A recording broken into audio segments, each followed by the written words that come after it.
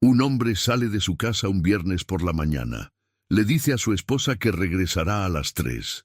Nunca lo hace, pero lo que nadie sabe es que ese día él descubrió algo que no debía saber.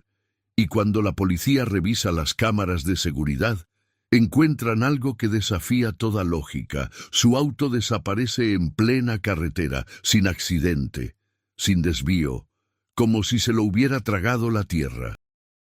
¿Qué vio Rodrigo Sandoval en esa última grabación que hizo que las autoridades ocultaran el video durante meses? Era el 8 de marzo de 2019, un viernes cualquiera en Monterrey, Nuevo León. Pero para la familia Sandoval, ese día marcó el inicio de una pesadilla.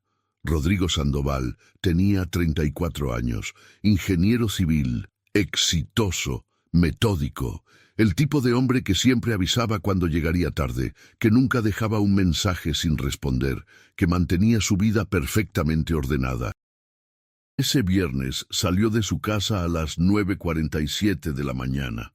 Su esposa, Natalia, lo vio partir desde la ventana de la cocina. «Regreso a las 3», le había dicho mientras se anudaba la corbata.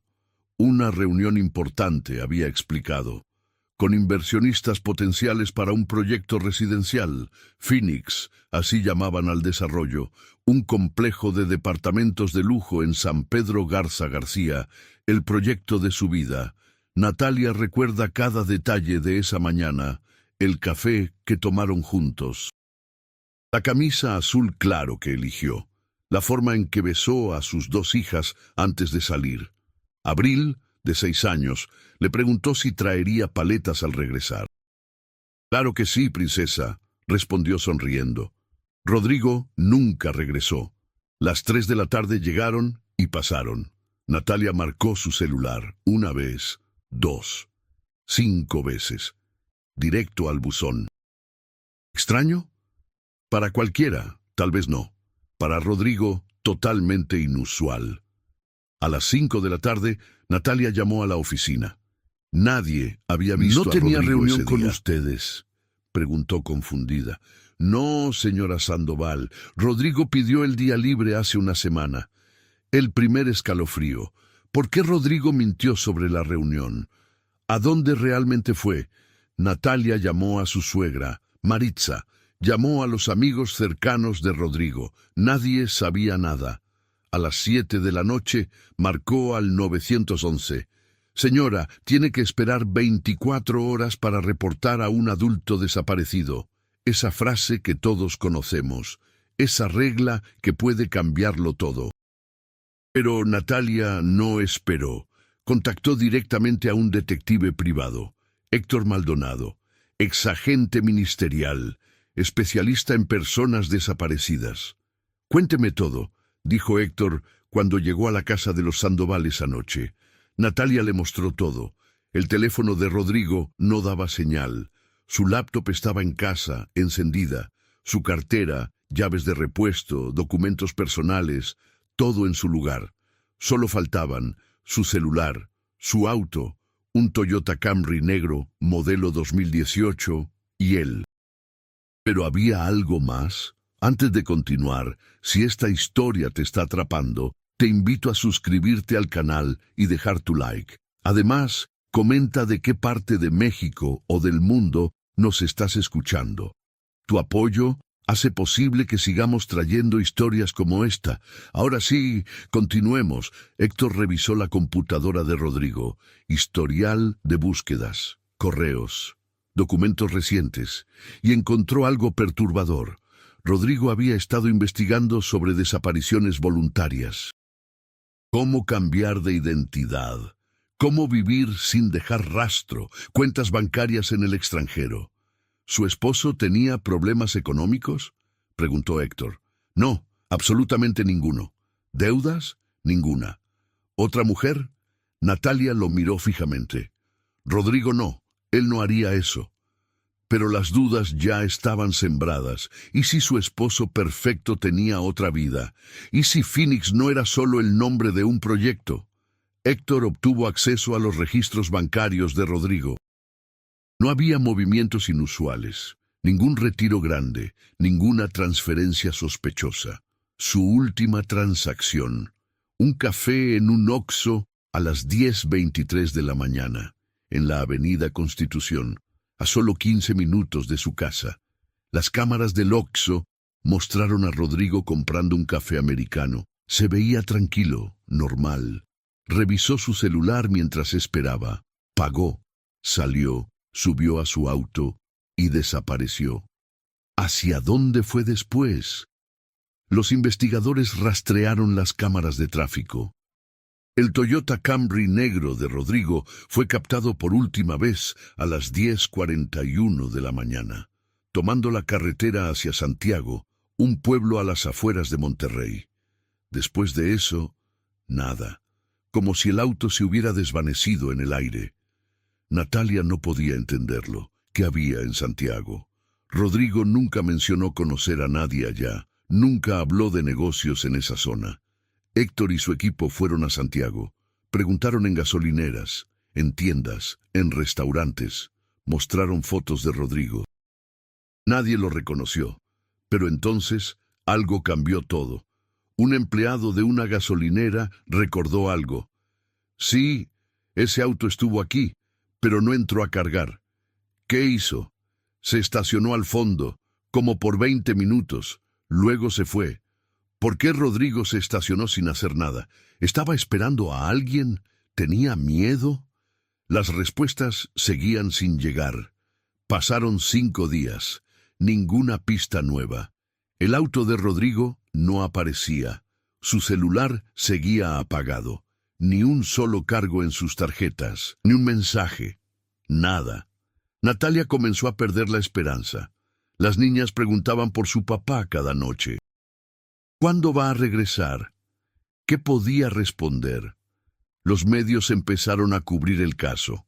Ingeniero desaparece tras salir a reunión misteriosa. Las redes sociales se llenaron de teorías.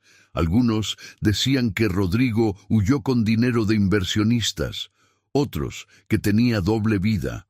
Algunos incluso sugerían crimen organizado, pero Natalia conocía a su esposo, o eso creía. El día 10, después de la desaparición, llegó la primera llamada anónima. A las 2:37 de la madrugada, el teléfono de la casa sonó. Natalia contestó medio dormida. Silencio. Hola, más silencio. Luego, una voz distorsionada, masculina. Deja de buscar. Clic. Natalia quedó paralizada. ¿Quién era? ¿Por qué debía dejar de buscar? ¿Qué sabía esa persona? Héctor instaló un rastreador en el teléfono de casa, por si volvían a llamar. Y volvieron, 3 noches después, misma hora. 2:37 de la madrugada. Phoenix nunca existió, dijo la voz. ¿Qué? ¿Quién eres? ¿Dónde está Rodrigo? Algunas personas no quieren ser encontradas. Clic. ¿Qué significaba Phoenix nunca existió? ¿El proyecto? ¿La reunión? ¿O algo más? Héctor revisó a fondo el proyecto Phoenix, los planos, los permisos, los inversionistas. Todo parecía legítimo, pero entonces encontró algo extraño. Rodrigo había registrado el proyecto a nombre de una empresa fantasma. Desarrollos Phoenix S.A. de C.I.V.U. Una compañía que no aparecía en ningún registro público. No tenía oficinas, no tenía empleados, no tenía historial, solo existía en papel. ¿Por qué Rodrigo crearía una empresa fantasma? ¿Qué estaba escondiendo? Natalia contactó a los socios de Rodrigo en la firma de ingeniería. Ninguno sabía de la empresa fantasma. Rodrigo manejaba sus proyectos personales por separado, explicaron. Nunca nos metíamos en eso. La investigación bancaria se profundizó. Y ahí estaba. Una cuenta que Natalia desconocía, a nombre de Desarrollos Phoenix, con un saldo de 3 millones de pesos. ¿De dónde salió ese dinero? Los registros mostraban depósitos regulares desde hace 2 años, cantidades variables, entre 50,000 y 200,000 pesos cada mes. ¿Pero de quién? Los depósitos venían de diferentes cuentas, algunas empresas, algunas personas físicas. Ningún nombre le sonaba familiar a Natalia. Héctor investigó cada una de esas cuentas. Todas tenían algo en común. Eran empresas relacionadas con construcción, pero no cualquier tipo de construcción. Proyectos gubernamentales, licitaciones públicas, obras millonarias. Rodrigo estaba involucrado en corrupción. Recibía mordidas, pagaba sobornos. La imagen del esposo perfecto comenzaba a derrumbarse. Natalia encontró una memoria USB escondida en el estudio de Rodrigo, dentro de un libro. La Metamorfosis, de Kafka. ¿Casualidad? ¿O mensaje simbólico? La USB contenía archivos cifrados. Héctor contactó a un experto en informática. Tardó 3 días en descifrar los archivos, y lo que encontraron los dejó helados. Correos electrónicos, conversaciones, transferencias, fotos, documentos comprometedores. Rodrigo no solo estaba involucrado en corrupción, era el intermediario, el puente entre constructoras privadas y funcionarios públicos. Facilitaba sobornos, aseguraba licitaciones amañadas y ganaba una comisión del 15% por cada trato. Pero ¿quiénes eran los involucrados? Los nombres en esos archivos eran impactantes. Directores de obras públicas, alcaldes, legisladores estatales, empresarios conocidos, todos comprometidos, todos expuestos. ¿Y si alguien descubrió que Rodrigo tenía esa información? ¿Y si decidieron silenciarlo antes de que hablara? Héctor llevó los archivos a un periodista de investigación, alguien confiable, alguien que pudiera manejar información tan delicada. Pero el periodista se negó. Esto es demasiado grande, demasiado peligroso. Necesitas ir con la PGR, con la Fiscalía Anticorrupción. Natalia estaba en shock. Su esposo era un criminal, o al menos eso parecía. ¿Pero merecía desaparecer por eso? ¿Merecía que sus hijas crecieran sin padre? Entonces llegó el segundo descubrimiento. En los correos de Rodrigo había una conversación recurrente con alguien identificado solo como el contacto. No había nombre real, no había foto, solo un número de teléfono cifrado. Los mensajes databan de hace 3 años. Al principio eran instrucciones simples. Reúnete con X empresa, facilita la documentación, asegura la aprobación. Pero en los últimos 6 meses el tono cambió.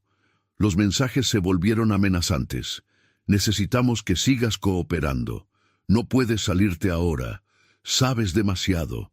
Rodrigo había respondido varias veces. Quiero terminar con esto. Ya tengo suficiente dinero. Necesito proteger a mi familia. Las respuestas de el contacto eran claras. No hay salida. Si hablas, todos caemos. Y tú caerás primero. Rodrigo intentó escapar. ¿Por eso desapareció? ¿Huyó voluntariamente para proteger a su familia? ¿O alguien se encargó de silenciarlo? Héctor rastreó el número de el contacto. Era imposible. Usaban tecnología de encriptación avanzada. VPNs, servidores en el extranjero. Quien fuera, sabía cómo no dejar rastro. Pero cometieron un error. En uno de los correos había una foto, una imagen adjunta por accidente. Parecía ser de una reunión. Varias personas alrededor de una mesa, en un salón elegante. Natalia reconoció a uno de los hombres. No podía creerlo. Armando Villegas, el director de obras públicas del municipio. Un hombre con poder, con conexiones, con recursos para hacer desaparecer a alguien. ¿Villegas era el contacto o solo otra pieza del rompecabezas? Héctor investigó a Villegas. Su historial era impecable, o eso parecía. Funcionario público por 20 años, respetado, con una reputación intachable. Pero cuando Héctor profundizó, las grietas comenzaron a aparecer. Villegas tenía propiedades que no podía costear con su salario. Una casa en Cumbres, valuada en 8 millones de pesos, 2 autos de lujo, una cuenta bancaria en Estados Unidos. ¿De dónde salía todo ese dinero? La respuesta era obvia, pero probarla era otra cosa. Natalia quería confrontar a Villegas. Héctor se lo impidió. Si él está involucrado en la desaparición de Rodrigo, confrontarlo podría ponerte en peligro. No me importa. Necesito saber qué le pasó a mi esposo. Pero antes de que pudieran decidir qué hacer, sucedió algo que cambió todo. El día 23 después de la desaparición de Rodrigo, a las 6:15 de la mañana, sonó el timbre de la casa de los Sandoval. Natalia abrió la puerta. Nadie, pero en el escalón había un paquete, una caja pequeña, sin remitente, sin etiquetas. Su corazón comenzó a latir rápido. ¿Qué era esto?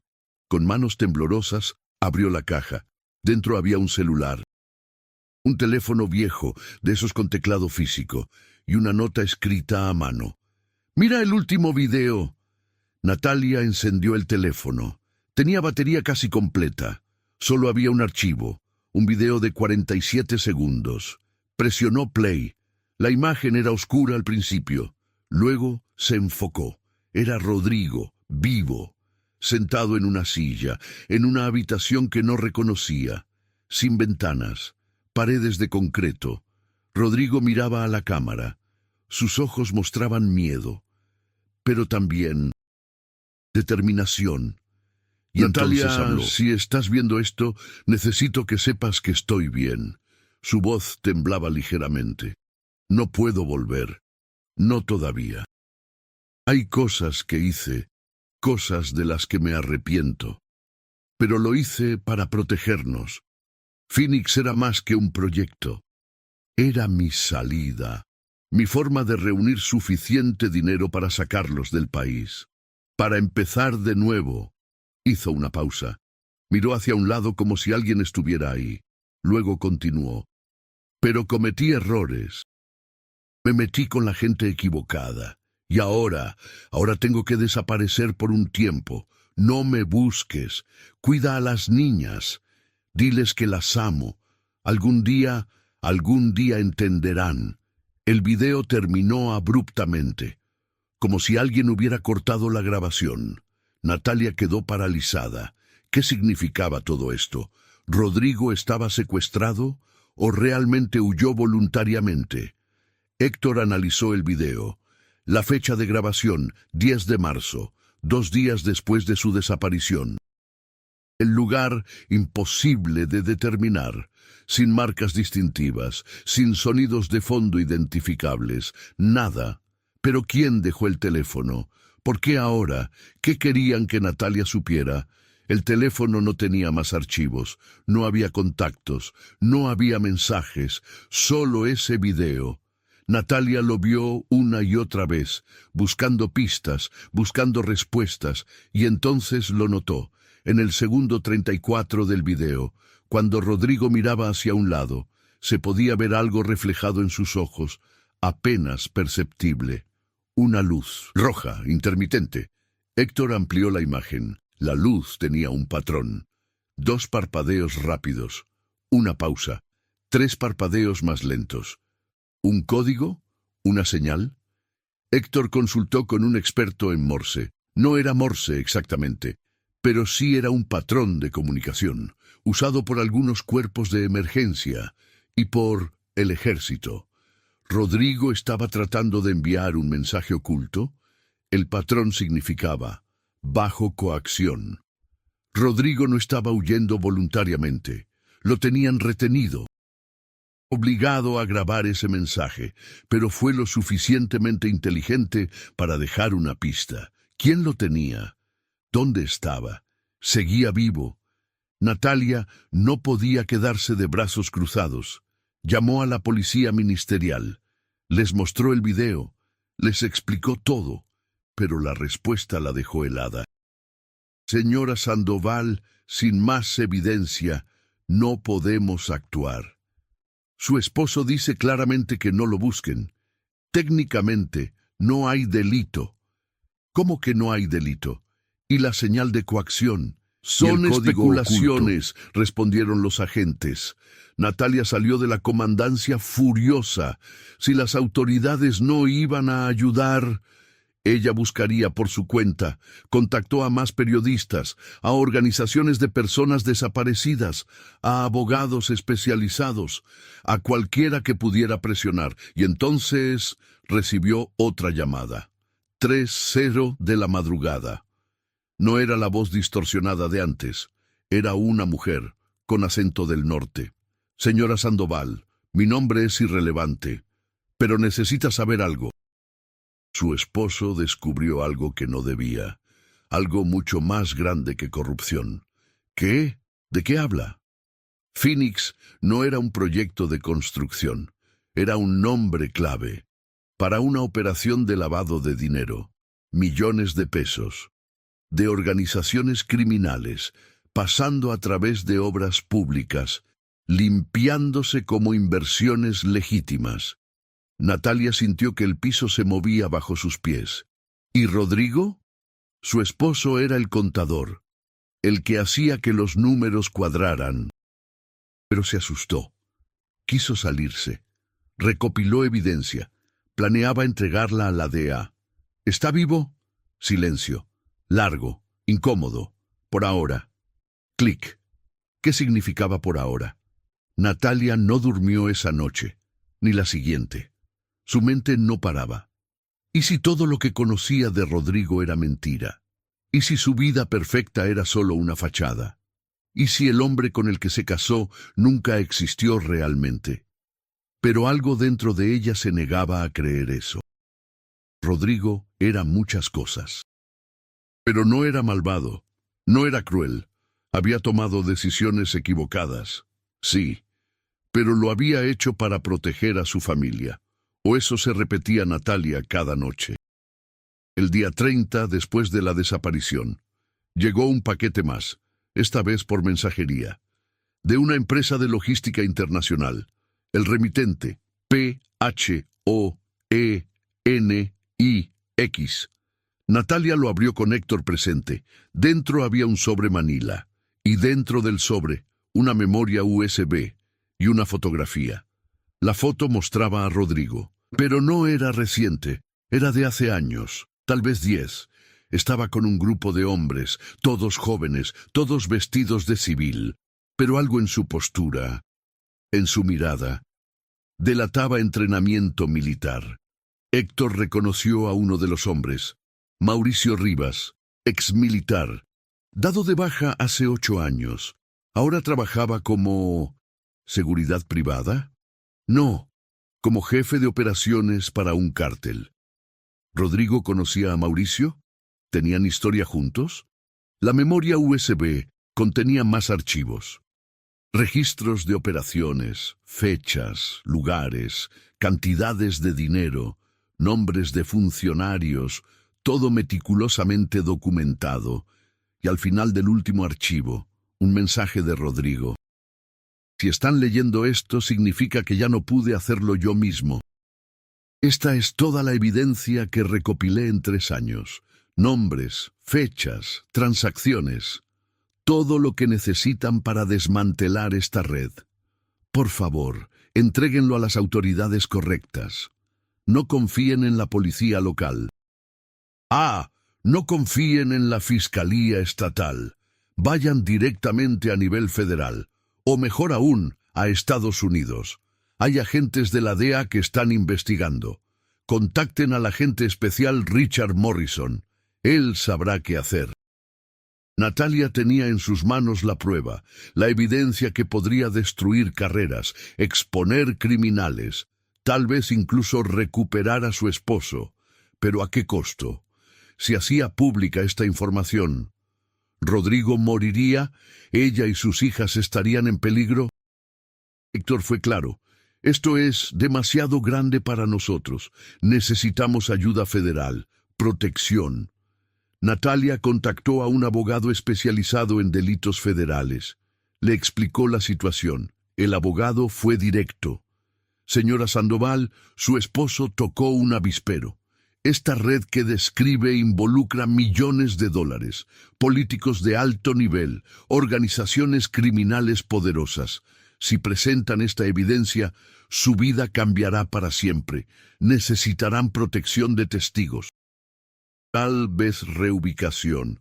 Sus hijas tendrán que cambiar de nombre, de escuela, de ciudad, tal vez de país. ¿Estaba dispuesta Natalia a sacrificar todo? ¿Por una verdad que no quería conocer? ¿Por un esposo que tal vez ya no existía? Pasó días deliberando, sin dormir, sin comer, solo pensando. Y entonces tomó una decisión.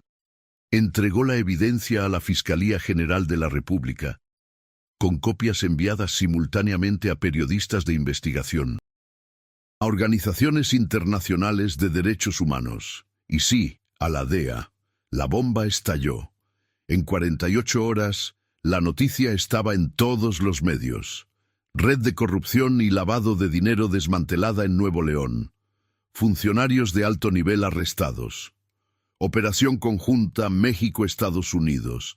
10 personas fueron arrestadas en la primera semana. Entre ellas, Armando Villegas, 2 alcaldes, 4 empresarios y 3 jefes policiales. Los medios internacionales cubrieron el caso. CNN, BBC, el New York Times. Natalia se convirtió en el rostro de la lucha contra la corrupción, aunque ella solo quería una cosa: encontrar a Rodrigo. Pero conforme más personas eran arrestadas, menos esperanzas tenía, porque ninguno de los detenidos quería hablar, ninguno aceptaba testificar, todos alegaban inocencia o simplemente guardaban silencio. ¿Y Rodrigo? Ni rastro. Su auto nunca apareció. Su celular seguía apagado. No había más videos, no más llamadas, no más mensajes, como si se lo hubiera tragado la tierra. Natalia comenzó a aceptar lo inevitable. Rodrigo probablemente estaba muerto, ejecutado por la red que intentó exponer, enterrado en algún lugar remoto, donde nadie lo encontraría jamás. Preparó un funeral simbólico, sin cuerpo, solo un ataúd vacío, para que las niñas pudieran despedirse, para que pudieran tener cierre. El servicio se realizó 3 meses después de su desaparición. Un salón lleno de familia, amigos, colegas, todos compartiendo historias de Rodrigo, el Rodrigo que conocían, el ingeniero brillante, el padre amoroso, el esposo dedicado, no el criminal, no el lavador de dinero, no el hombre que jugó con fuego y se quemó. Natalia pronunció unas palabras, entre lágrimas. Rodrigo cometió errores, grandes errores, pero al final intentó hacer lo correcto, intentó exponer la verdad y pagó el precio más alto. Las niñas colocaron flores sobre el ataúd vacío. Abril preguntó si papá podía verlas desde el cielo. Natalia no supo qué responder. Después del funeral, la vida continuó, como siempre lo hace. Natalia vendió la casa. Demasiados recuerdos, demasiado dolor. Se mudó a otro estado, cambió de número, intentó empezar de nuevo. Las niñas fueron a terapia, aprendieron a vivir sin padre. Con el tiempo los recuerdos se volvieron borrosos, las fotos, lo único que quedaba. Pero entonces, 6 meses después del funeral, en octubre de 2019, Natalia recibió un correo electrónico de una dirección anónima, sin asunto, solo un archivo adjunto, una foto. Su corazón se detuvo al abrirla. Era Rodrigo, vivo, sentado en una banca, en lo que parecía ser un parque, con barba larga, más delgado, con lentes oscuros, pero era él, definitivamente él. No había mensaje, solo la foto, con metadatos eliminados, imposible rastrear cuándo o dónde fue tomada. ¿Era reciente o vieja? ¿Era real o Photoshop?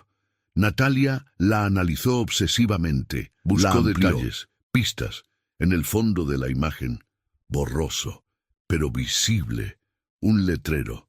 No podía leer todo, pero distinguió: Puerto Vallarta. Rodrigo estaba en Puerto Vallarta, vivo, escondido. Natalia quiso correr hacia allá inmediatamente, pero Héctor la detuvo. Puede ser una trampa, alguien tratando de atraerte. Pero ¿y si no lo era? ¿Y si Rodrigo realmente estaba vivo? ¿Y si necesitaba ayuda? Las preguntas no tenían respuesta, solo más dudas, más incertidumbre. Y en algún lugar, en algún rincón de México, Rodrigo Sandoval seguía siendo un misterio, víctima, fugitivo, muerto, vivo. Phoenix había salido de casa para una reunión y nunca regresó. Su último registro nadie lo explicaba. Y la verdad seguía enterrada, esperando ser descubierta. La foto de Puerto Vallarta no dejaba dormir a Natalia. Cada noche la veía, ampliada en su computadora, buscando señales, buscando pruebas de que era real. Héctor contrató a un experto forense digital. Alguien que pudiera determinar si la imagen había sido manipulada. Tardó una semana en tener resultados. La foto es auténtica, confirmó el experto. No hay señales de edición digital. No es Photoshop. Fue tomada con un iPhone, modelo 11 o 12. Y según el análisis de sombras y luz, es reciente. Entre 1 y 3 meses de antigüedad. Natalia sintió que el mundo giraba. Rodrigo estaba vivo, o al menos lo había estado hace poco. Pero ¿por qué enviar esa foto? ¿Qué quería decirle? ¿Era él quien la envió o alguien más? Decidió viajar a Puerto Vallarta contra el consejo de Héctor, contra su propia lógica, pero necesitaba saber. Llegó un martes por la tarde, con las niñas en casa de su madre, con una foto impresa de Rodrigo y una determinación que no sentía desde hace meses. Empezó por el parque de la foto. Lo identificó después de buscar en Google Maps. El Parque Hidalgo, en el centro de Puerto Vallarta, un lugar concurrido, popular entre turistas y locales. Pasó días allí, mostrando la foto de Rodrigo, preguntando si alguien lo había visto. La mayoría negaba con la cabeza, otros miraban con desconfianza, algunos simplemente se alejaban, hasta que el viernes, una mujer mayor se acercó. «¿Busca a ese hombre?» «Sí, es mi esposo. Desapareció hace meses». «Lo he visto». El corazón de Natalia se aceleró. «¿Cuándo? ¿Dónde?» «Viene al mercado, los jueves por la mañana. Compra frutas, verduras. Siempre paga en efectivo. Nunca habla mucho». «Pero es él, estoy segura». «¿El mercado? ¿Qué mercado?» «El mercado de artesanías. A 2 cuadras de aquí. Llega como a las 9». Natalia no podía creerlo.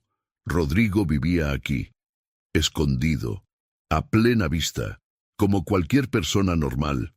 El jueves siguiente, Natalia llegó al mercado a las 8:30, se posicionó estratégicamente, donde pudiera ver sin ser vista, con un gorro, lentes oscuros, tratando de ser invisible.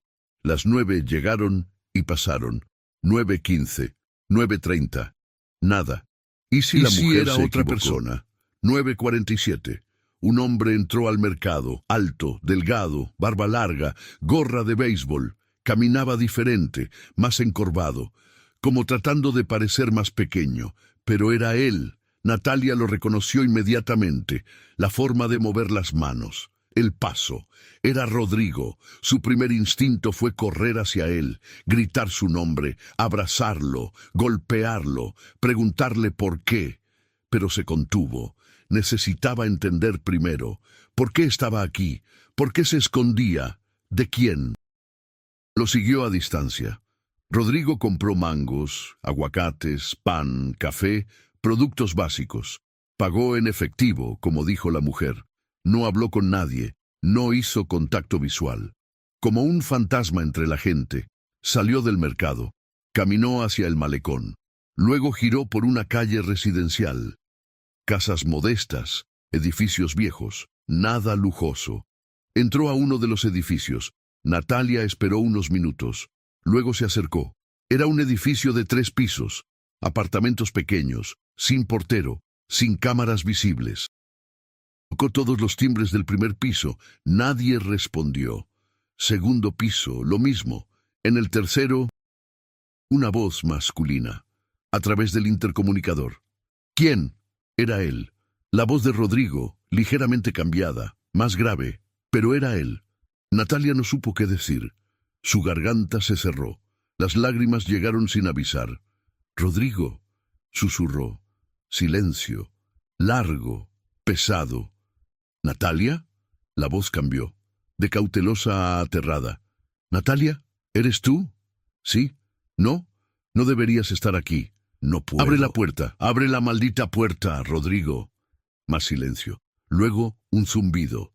La puerta se desbloqueó. Natalia subió las escaleras, temblando, entre furia y alivio, entre amor y odio. La puerta del apartamento 3B estaba entreabierta. Entró. El apartamento era pequeño.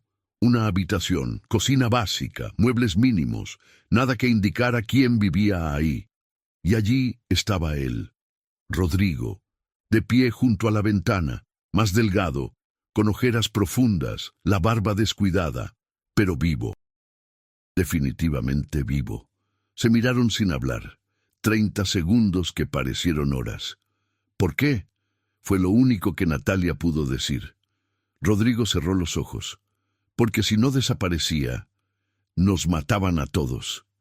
Y así comenzó la verdad. Rodrigo se sentó en el sofá gastado. Natalia se quedó de pie. Necesitaba mantener distancia, o explotaría. Cuando te dije que iba a una reunión, no mentí del todo. Sí tenía una reunión, pero no sobre Phoenix. Era con un agente de la DEA. Natalia sintió que el piso cedía bajo sus pies. Había estado cooperando con ellos durante 6 meses, recopilando evidencia, grabando conversaciones, documentando transacciones. Era mi forma de salir, mi forma de protegernos.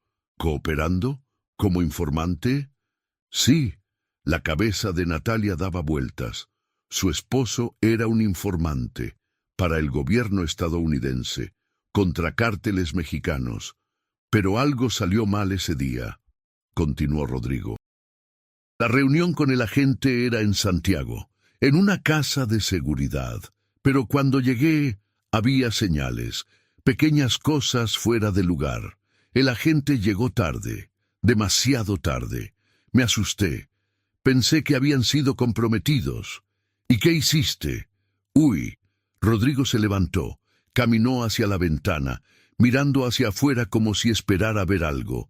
Apagué mi celular. Abandoné mi auto en un rancho. Le pagué a un camionero para que me trajera aquí. Y desaparecí. Sin avisar, sin decir nada.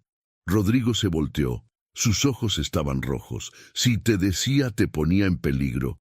Si sabías dónde estaba, eventualmente te encontrarían. Y te harían hablar. O algo peor. Tus hijas crecieron sin padre, pensaron que estabas muerto. Hicimos un funeral. Rodrigo se quebró. Las lágrimas finalmente salieron. Lo sé, Dios, lo sé. Cada día quise llamar, cada noche quise volver, pero no podía, porque apenas me fui. Comenzaron las llamadas. ¿Qué llamadas? A la casa las que recibiste. Eran para intimidarte, para ver si sabías algo, si revelabas mi ubicación. Y el video, el que me llegó, ese no fui yo. Natalia sintió un escalofrío. ¿Qué? Ese video lo grabaron ellos. Me secuestraron 3 días después de huir. Me encontraron en Guadalajara. Me llevaron a una casa. Me obligaron a grabar ese mensaje para confundirte, para hacerte pensar que estaba escondido voluntariamente. ¿Cómo escapaste? No escapé. Me dejaron ir. Eso no tenía sentido. ¿Por qué te dejarían ir? Porque hice un trato. Rodrigo volvió a sentarse. Enterró su rostro en sus manos. Les di algo que querían. Información sobre la operación de la DEA, nombres de agentes, ubicaciones de casas de seguridad, planes de redadas. Natalia retrocedió. No, no puedes haber hecho eso. Lo hice para salvar mi vida, para salvarte a ti. El silencio que siguió fue aplastante. ¿Cuánta gente murió por esa información, Rodrigo? Él no respondió. No necesitaba. La culpa en su rostro lo decía todo. Natalia necesitaba salir, respirar, procesar. Pero Rodrigo habló primero. Después de entregarles la información, me advirtieron. Me dijeron que si alguna vez regresaba a Monterrey, si contactaba a mi familia, si hablaba con las autoridades, los matarían a todos. A ti, a las niñas, a mi madre, frente a mí, y luego me dejarían vivir con eso. La voz de Rodrigo se quebró completamente, así que vine aquí, a Puerto Vallarta. Cambié mi nombre, conseguí documentos falsos, trabajo como jardinero, en un hotel, gano lo justo para sobrevivir, y cada día, cada maldito día, pienso en ustedes. Natalia no sabía qué sentir, rabia, tristeza, alivio, decepción, todo mezclado en un nudo imposible. ¿Y la foto? ¿La que me enviaron? Yo la envié, hace 2 meses. Escuché en las noticias sobre los arrestos, sobre cómo entregaste la evidencia. Pensé que tal vez ya era seguro, que con tanta gente arrestada, tal vez podría regresar. ¿Y puedes? No lo sé. Rodrigo se acercó a una caja bajo la cama, sacó un periódico de la semana pasada. ¿Viste esto?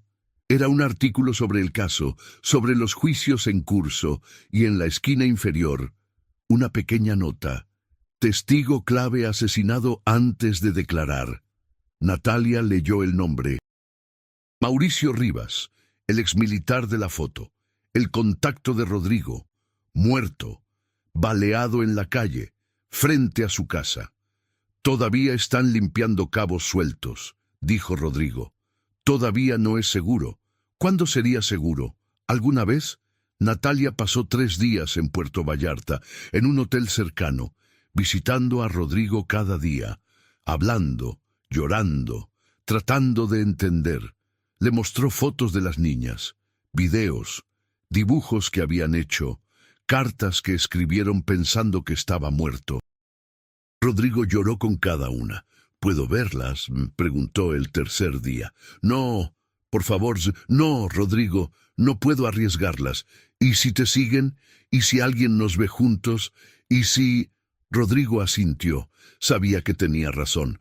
¿Qué vamos a hacer?, preguntó Natalia. No lo sé. No podemos vivir así para siempre. Lo sé. Pero no había respuestas fáciles. No había soluciones mágicas. Natalia regresó a su ciudad, sin decirle a nadie, ni siquiera a Héctor. Era demasiado peligroso. Retomó su vida, o lo intentó, pero ahora sabía la verdad. Rodrigo estaba vivo, escondido, esperando. ¿Esperando qué? Los meses pasaron. Natalia y Rodrigo mantuvieron contacto, a través de correos encriptados, mensajes codificados, nunca directos, siempre cautelosos. Los juicios continuaban, más arrestos, más revelaciones. La red era más grande de lo que nadie imaginó. Y entonces, en marzo de 2020, la pandemia llegó. El mundo se detuvo, fronteras cerradas, cuarentenas, caos. Y en medio de todo eso, una oportunidad. Rodrigo envió un mensaje. Este es el momento. Con todo el caos, puedo moverme sin ser rastreado. Puedo salir del país. Natalia entendió.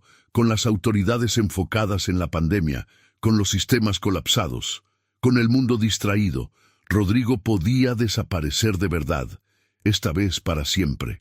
Pero había un problema, un dilema imposible. ¿Debía ir con él? ¿Llevar a las niñas? ¿Abandonar todo?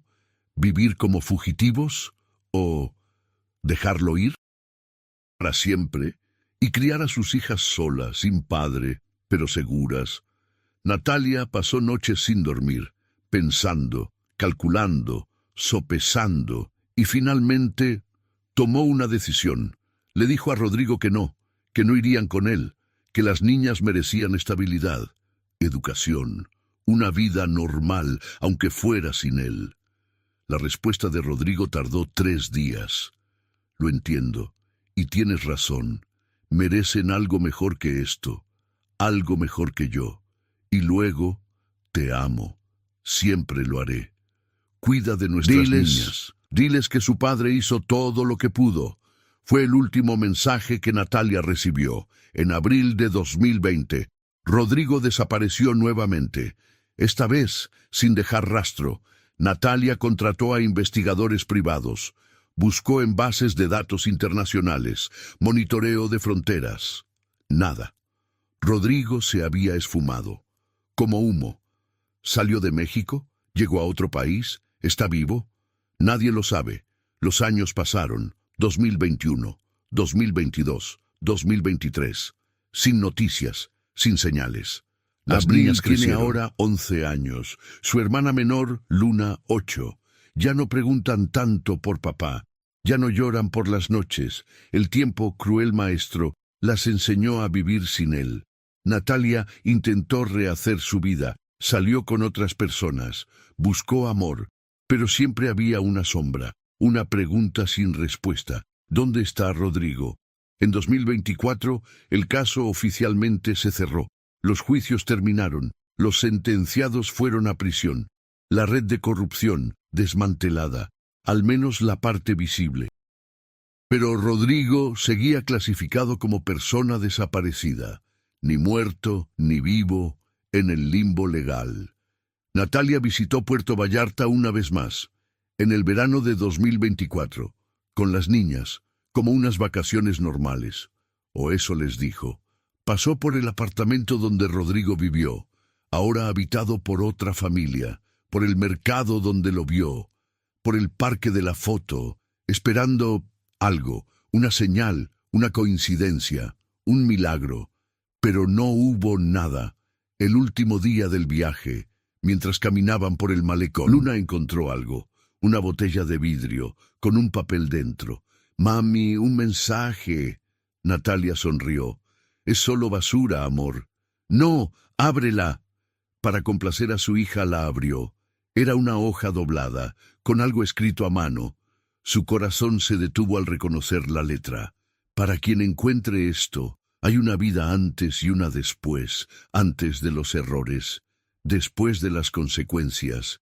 He vivido ambas, y sé que nunca puedo regresar, pero quiero que sepan que cada día, desde donde estoy, pienso en ustedes, en las risas que perdí, en los abrazos que nunca di, en las historias que no conté. Soy un hombre sin rostro ahora, sin nombre, sin pasado, pero con un amor que nunca murió. Si mis niñas algún día leen esto, sepan que papá las ama, siempre. R. Natalia miró alrededor. Gente caminando, turistas riendo, vendedores ambulantes. Estaba aquí, cerca, viéndolas. Nunca lo sabría. Guardó el papel en su bolso, tomó a las niñas de la mano y siguió caminando, porque a veces la vida no da respuestas claras, no hay finales perfectos, no hay cierre completo. A veces solo quedan preguntas y la voluntad de seguir adelante, a pesar de ellas. Hoy, en 2026, 7 años después de la desaparición de Rodrigo, Natalia vive en Querétaro, con un buen trabajo, una casa acogedora y 2 hijas que se están convirtiendo en mujeres fuertes. Abril quiere ser abogada. Para ayudar a familias como la nuestra, dice. Luna quiere ser detective, para encontrar a personas perdidas. Natalia sonríe cuando lo dicen, porque sabe que Rodrigo estaría orgulloso, donde sea que esté. A veces, en noches silenciosas, Natalia se pregunta si hizo lo correcto, si debió ir con él, si debió buscar más, si debió... Pero luego ve a sus hijas, felices, seguras, viviendo vidas normales, y sabe que sí, tomó la decisión correcta, en algún lugar del mundo, tal vez en Sudamérica, tal vez en Europa, tal vez más cerca de lo que piensa. Rodrigo Sandoval vive bajo otro nombre. Hace otro trabajo, tiene otra vida, pero nunca olvida, nunca deja de amar, nunca deja de arrepentirse, porque hay crímenes que se pagan con años en prisión, y hay crímenes que se pagan con una vida entera de exilio, de separación, de ser un fantasma para quienes más amas. Phoenix salió de casa para una reunión y nunca regresó. Su último registro, nadie lo explica, porque algunas desapariciones no tienen explicación simple.